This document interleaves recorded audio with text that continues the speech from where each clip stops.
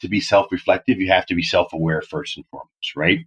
Because you can't think about things that you're doing or that you may have done if you're not even aware of who you are and what you do and what your strengths are and what your challenges are.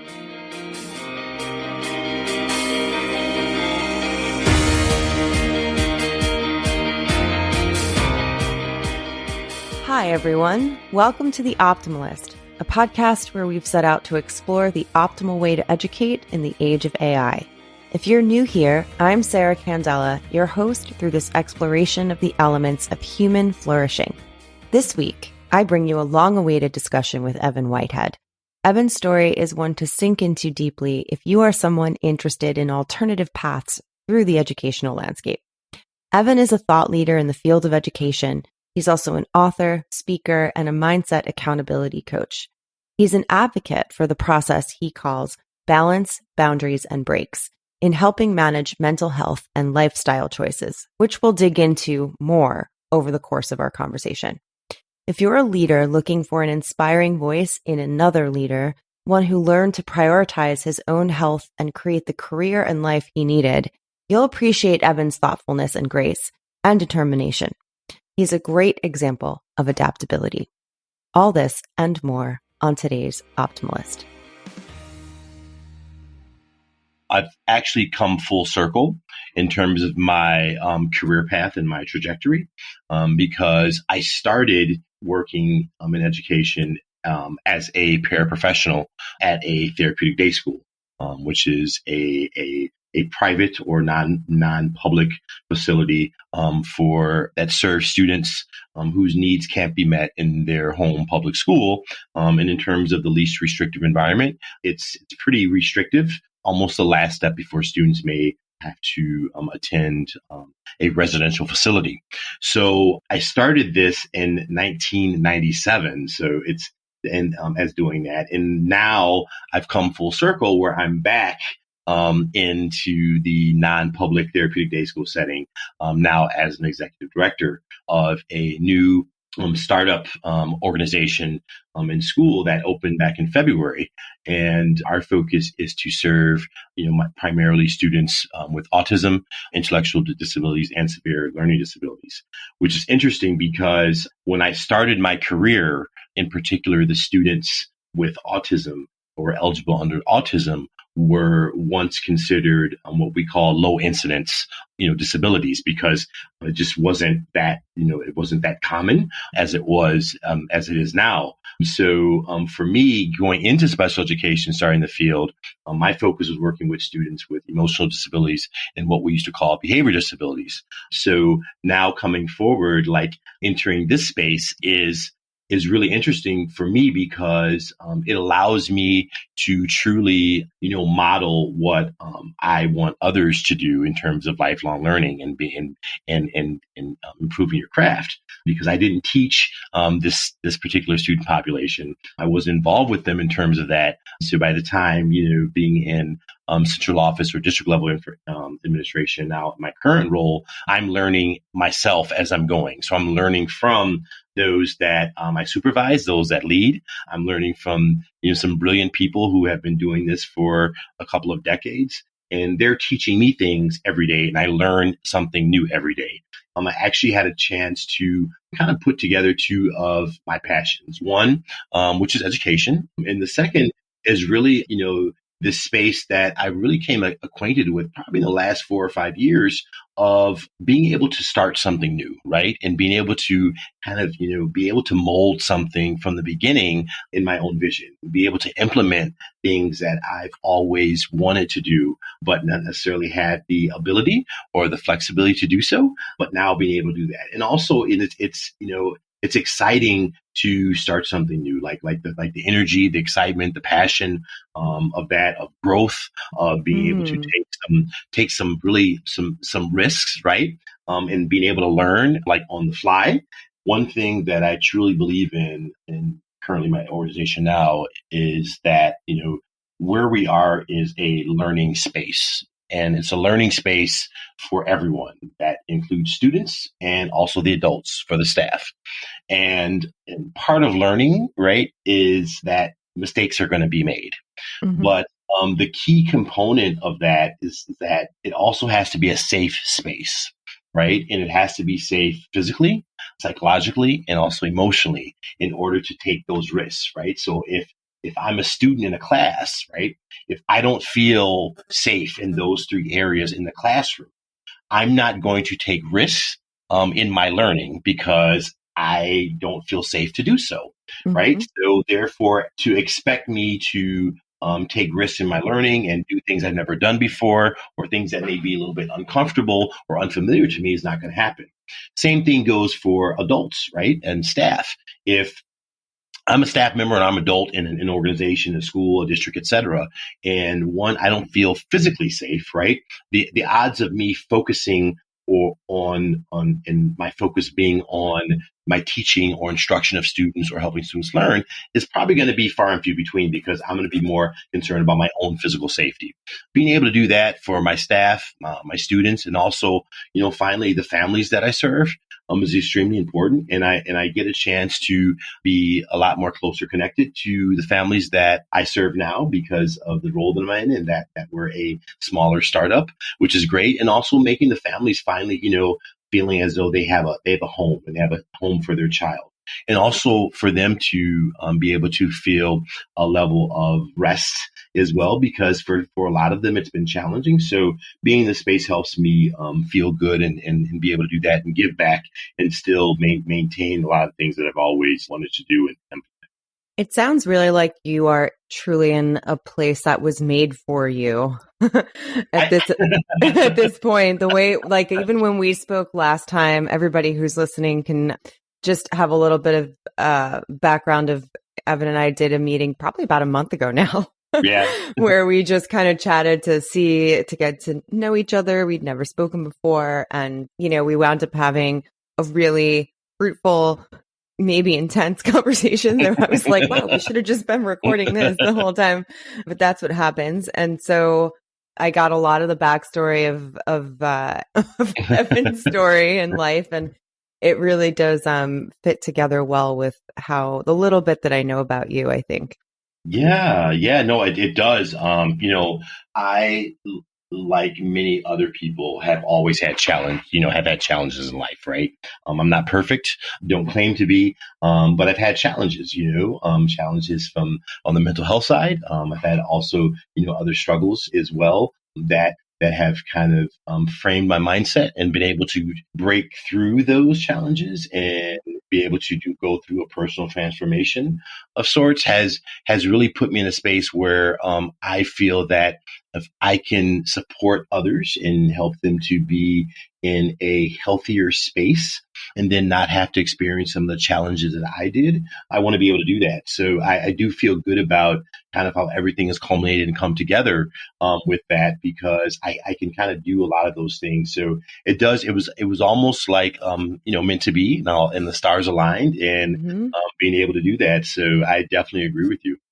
Yeah, I love that. And I am wondering if you could give any insight into how you promote or advocate for elements of self-awareness and, developing what we were joking before as being things that might be the new sets of skills, like mid-century skills that we might need. What are those? Like, I'm not sure, we're identifying them on our end, on the Swivel and Optimalist end, as being things like radical self-reflection, which leads to that self-awareness and routinely socializing that as part of our classroom environments, and then part of our home environment, making that be almost like over time become the core of who we are, because that will elevate us to a level where we can consistently grow and evolve beyond whatever artificial technology is around us. And so,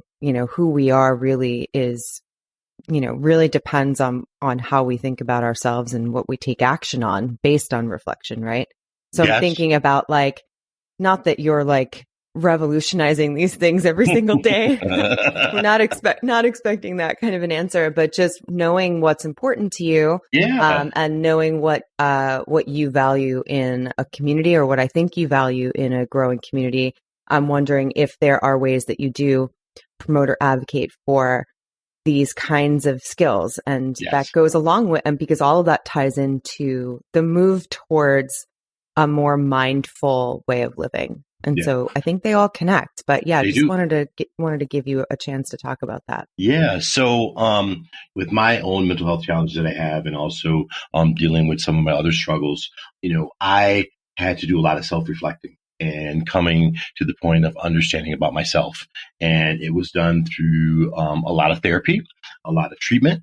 And I will say that I also had some formalized training and support, when I was in a program as well to help me through that. And when I was in the program, that was the first time I learned about mindfulness. The way that it was introduced to me was really more about like almost like a sense of awareness and being able to do that. Because for me, as I was going through a lot of my healing, as I refer to, is that I realized that I lacked a lot of the ability to not only be self-aware, but also to manage a lot of my emotions as well that cause challenges for me and things of that nature. So as I began to reflect and think about that, learning about mindfulness, which at the core is nothing more than just the awareness of being aware, right? That's what it is, to be mindful. And then also being able to live in the moment and to be present, right? Because for myself, I realized that I was either always kind of thinking about things that I had done in the past that I couldn't change, right? That had already happened. It was, those are events or actions, or, whether it was trauma that had already happened in my life and I couldn't change it, right? Mm-hmm. But living in that space, right, is not healthy, right? And that are those type of things are at the core in terms of, one potentially being in a depressive state or potentially being diagnosed with depression. And then the other component is that, overthinking things that have not happened or what could possibly happen, right? And allowing your emotions to kind of run free and overthink, and where you're almost somewhat, creating a movie, so to speak, that has not even been released or even premiered, but yet you've already seen it, but also you begin to almost somewhat live in it. And that is really the state of, people moving towards being anxious and potentially could be maybe diagnosed with anxiety. And that's kind of where I was. Like I was always extreme. I never had like, kind of like an in between, which now that I refer to is like a middle path of understanding that, you don't have to be extreme in what you do. Your emotions don't have to be extreme. And how do we be able to get centered in doing that, right? And being able to be I centered love to that. do that is really where a lot of the mindfulness comes in, because it allows you to be present, right? Be in the moment, right? Don't focus on what happened in your rear view, right? And don't look so far ahead that it's out of focus, right? In the front of you. So that was kind of like a revelation for me, to understand that, wow, that's always like kind of how I've been. So being able to get to a point in which I can do that, has been extremely helpful. And that midpoint kind of comes to, what I, began to refer in terms of like being in balance, or what people may refer to as being in balance. And in order to do that, though, you really have to be able to be self-reflective. But to be self-reflective, you have to be self-aware first and foremost, right?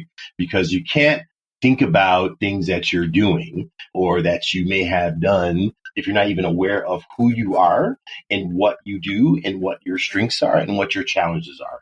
Once you are able to do that, that becomes your foundation and your base, right? And then everything else kind of evolves or grows from that. We talk about things. People want to have a work-life balance. They want to make sure like they're balanced in terms of their mind, body, spirit. But really, it's in life, right? You have to be able to differentiate and prioritize what you're going to do, because everything changes all the time. It's a constant movement, right? So you have to be able to know yourself and then Mm-hmm. understand what you're going to give and what you're not going to give in order for that balance. So that's kind of like the first component. and then how I do that and talking about and discussing that idea of balance for one, what I do for myself in order to do that. And part of that is one, being able to meditate on a regular basis, daily at minimum, ideally multiple times during the day, because depends on when I need it. So that helps to ground me and also center me as well. That is important, right? You mentioning breaking to meditate is most beneficial to you if it can be multiple times throughout the day.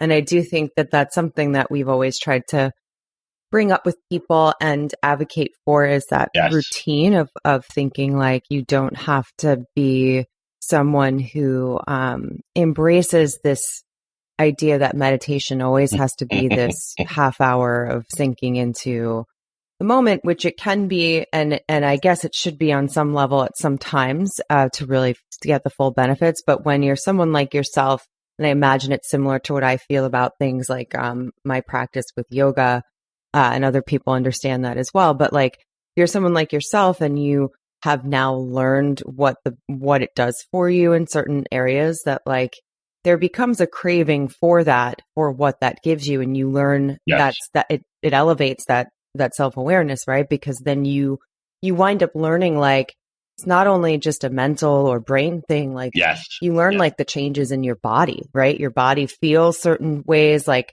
and it's not necessarily being always triggered by something, but it's like, it becomes, I feel like people who really go through this, like, understand the real connection between, how mental health really is whole health, because you really get that brain body connection is felt so wholly.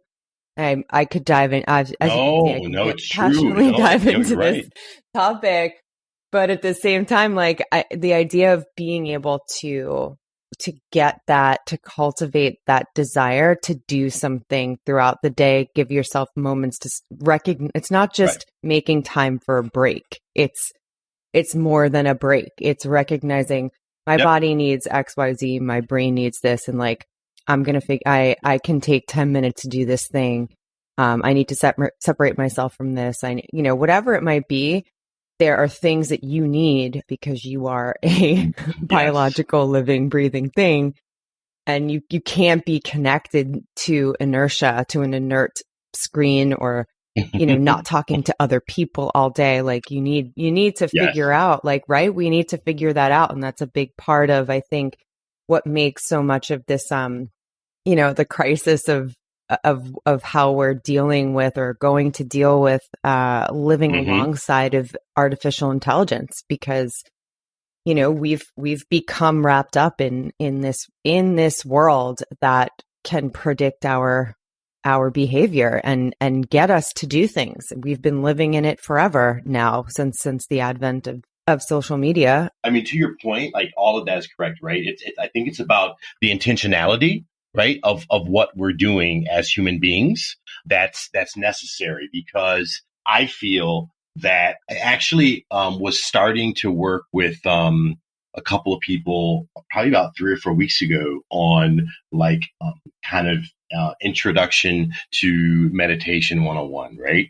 And like all of us at some point in time, we all told ourselves, this is silly. There's no way we're going to do it. I can't focus for any period of time. Like all the things that would try to talk ourselves out of, right, being able to meditate. And what I always tell people is what helped me is always the fact and the idea of that if you can just focus on starting small, right? 30 seconds to a minute. And just focus on your breathing, right? Like in through your nose, out through your mouth, right? In through your nose, out through your mouth. And just being able to feel the air coming in and then going out. And I said that the amount of time, right, that you are able to do it and focus on your breathing is not important.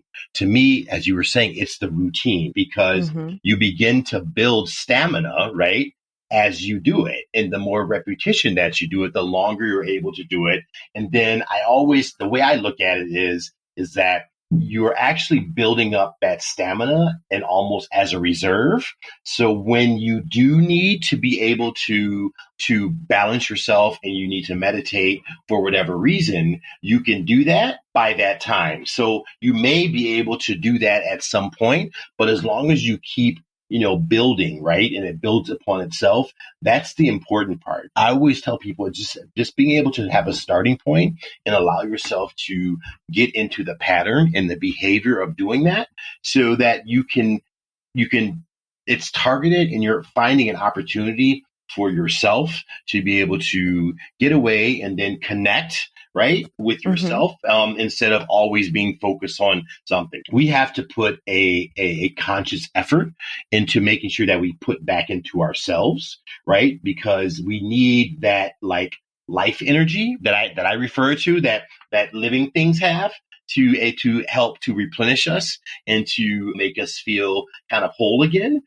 so that we can then go back to doing what we are doing throughout our day so that we're able to be successful. Yeah. And so I was going to extend this whole conversation too, is to incorporate this idea of having to, live alongside AI and all of that I was saying before. And I was wondering if you are seeing that challenge yet in your, in the position that you have and as a leader.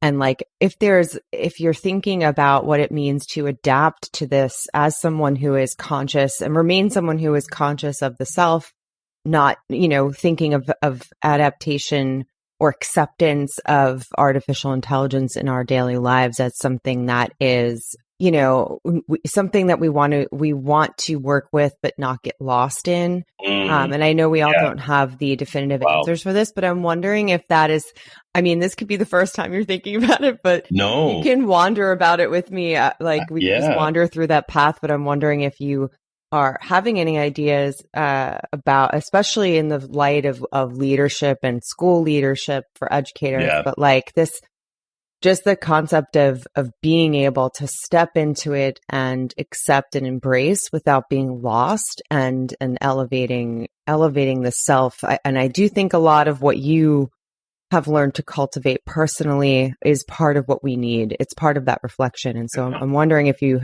have thought about that at all, or what you would say to others. I know. I definitely, I like, especially, the terminology of working, living alongside, right? Because that is the reality. So I'm a realist, right? And so I understand that the world that I live in and then that I operate in, the environment, that I live in, I can't necessarily isolate myself, right? And go away from what we know as civilization, right? I still have to work.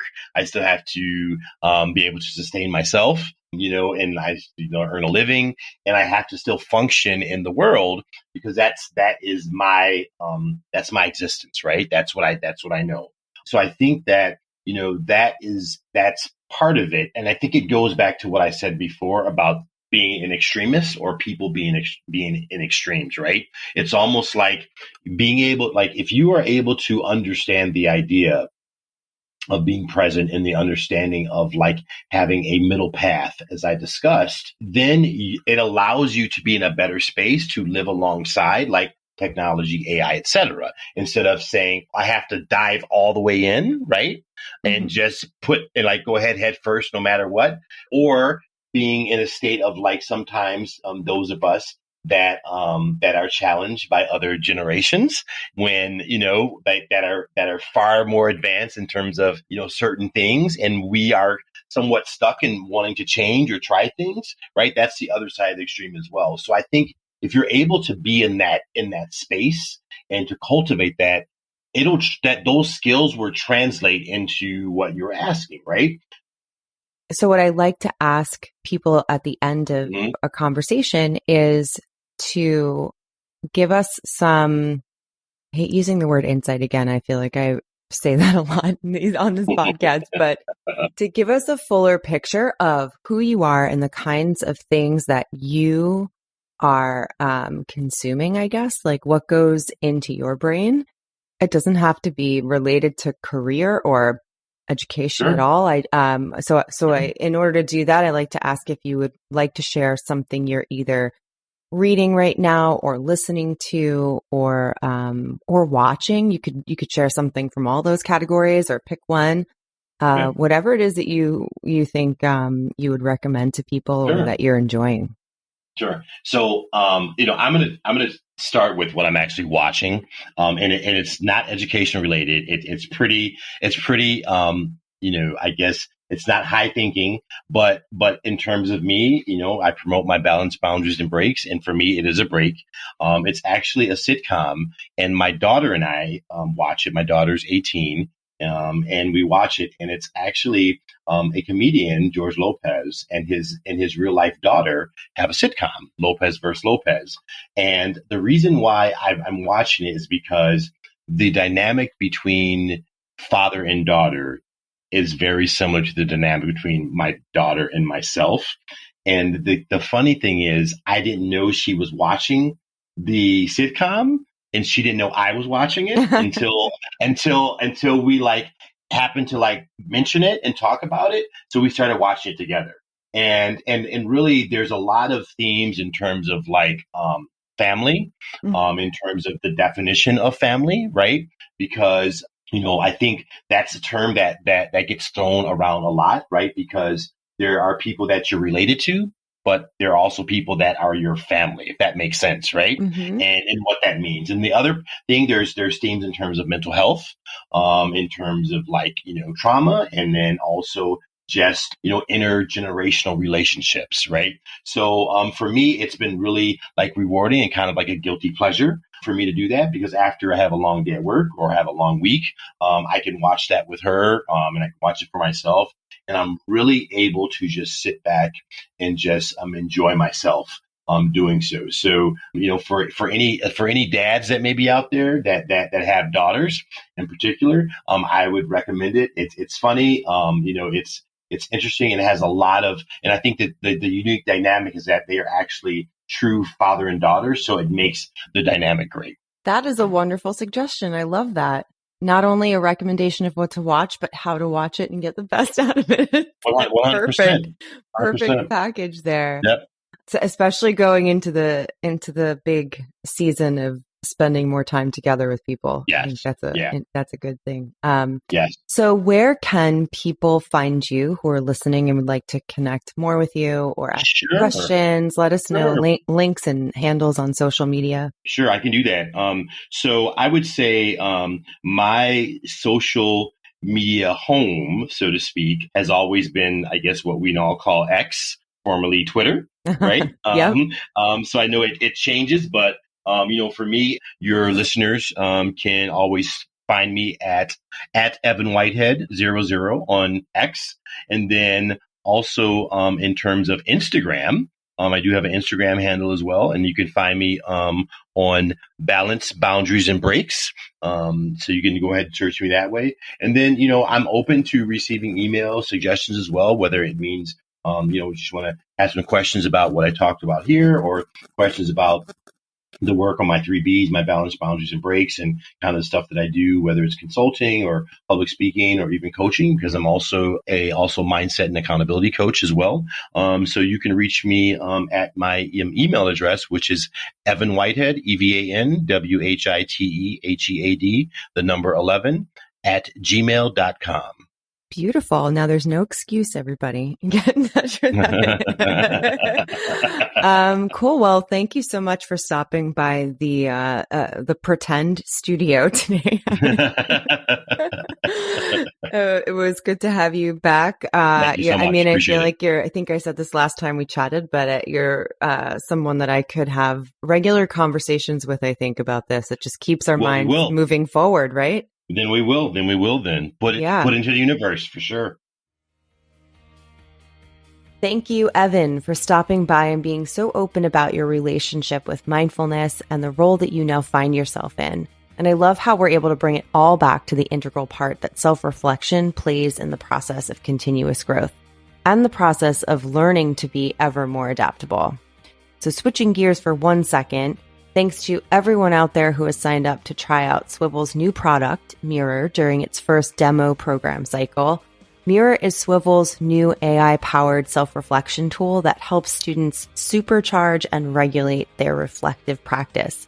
We believe that the higher order skills that we all need in the age of AI are going to rely on our level of self-awareness and our ability to better manage our emotions, work habits, choices, relationships, and learning. And we're using AI to help us do that.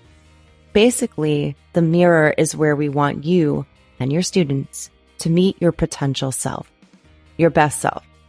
So there's a link in the show notes today to sign up to be a part of this incredible opportunity, which is the Mirror Demo Program. Basically, we send you a free mirror device to your school and you use it with some light guidance from us over the course of 30 days. And then you tell us what happened. It's that easy. So follow the link in the show notes to sign up now or go to swivel.com for more information. Back to the podcast really quickly. Please consider letting us know what you think by leaving a review or even a rating in Apple Podcasts. And you can reach me on Twitter at scandela9. The hashtag Optimalist can always be used when posting your answers to questions that we ask here, especially if you can't find the original post, and I'll be sure to see it. I can also be reached at Sara@swivel.com. You can listen and subscribe to the Optimalist podcast wherever you love listening to great podcasts. New episodes are released on Wednesdays. Links to all the resources mentioned are available in the show notes. The Optimalist podcast is brought to you by Swivel. At Swivel, we understand that the biggest challenge in education is the rate of change. Policy revisions, technological advancements accelerated by AI, evolving job markets, and ongoing research constantly identifying new best practices are only some of the factors affecting the rate of change in education. So to learn how Swivel can help you be more reflective, engaged, and adaptable, visit swivel.com. You can also follow us on Twitter and Instagram.